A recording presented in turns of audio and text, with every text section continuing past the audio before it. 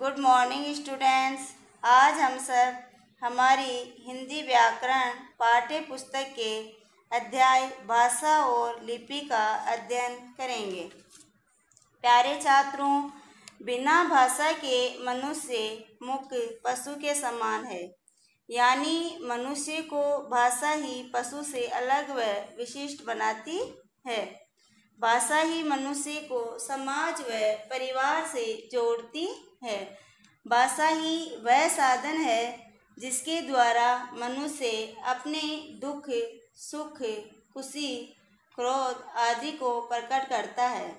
इसी कारण से भाषा का ज्ञान, शुद्ध उच्चारण करना बेहद जरूरी है। आज हम सब भाषा किसे कहते हैं, भाषा के कितने भेद होते हैं और लिपि किसे कहते हैं, इन सब बातों का अध्ययन करेंगे। भाषा वह साधन है जिसके द्वारा हम अपने भावों और विचारों को दूसरों के सामने प्रकट करते हैं तथा दूसरों के भावों और विचारों को समझते हैं। अर्थात भाषा वह साधन या माध्यम है जिसके द्वारा मनुष्य अपने मन में आने वाले भाव या विचार जैसे खुशी, दुख, चिंता आदि को दूसरों के सामने प्रकट कर सकता है और उनके विचारों को आसानी से समझ सकता है। डियर स्टूडेंट्स, पूरे विश्व में अनेक भाषाएं बोली जाती है। हमारे देश में भी हर राज्य, हर जिले की अलग अलग भाषाएं हैं, परंतु भाषा को मुख्य रूप से दो प्रकारों में बांटा गया है। तो भाषा को कितने प्रकारों में बांटा गया है छात्रों? दो प्रकारों में। कौन कौन से?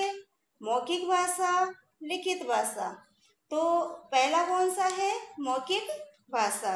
मौखिक भाषा जब हम अपने मन के भावों को बोलकर प्रकट करते हैं तो वह कौन सा है? मौखिक भाषा।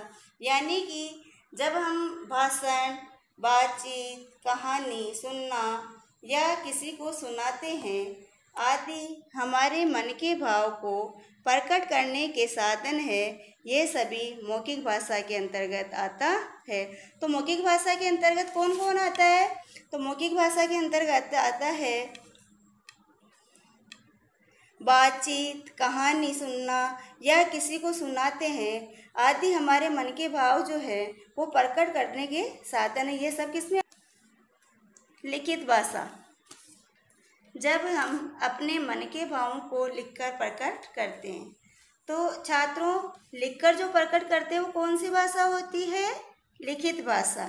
यानी कि जब हम अपने मन के भावों को पत्र लेखन, निबंध लेखन, समाचार पत्र आदि के द्वारा लिखकर प्रकट करते हैं, ये सभी साधन लिखित भाषा के अंतर्गत आते हैं।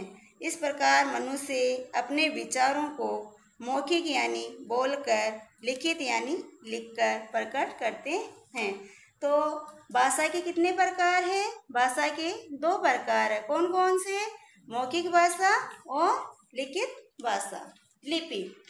भाषा को लिखने के लिए जिन संकेतों का उपयोग किया जाता है उन्हें लिपि कहा जाता है। प्यारे छात्रों, प्रत्येक ध्वनि को व्यक्त करने के लिए कोई न कोई चिन्ह होता है जिसे वर्ण कहा जाता है। जैसे हिंदी भाषा को लिखने के लिए ए, आ आदि स्वर व क, ख, ग आदि व्यंजनों की आवश्यकता पड़ती है।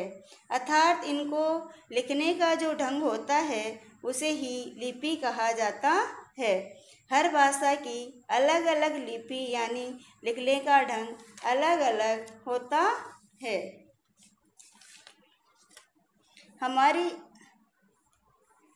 हमारी राष्ट्रभाषा हिंदी को लिपि देवनागरी है। हमारी राष्ट्रभाषा कौन सी है? हिंदी है और इसकी लिपि का नाम क्या है? देवनागरी है। अतः प्रस्तुत अध्याय से हमने भाषा और लिपि को समझा व इनका महत्व जाना है। धन्यवाद।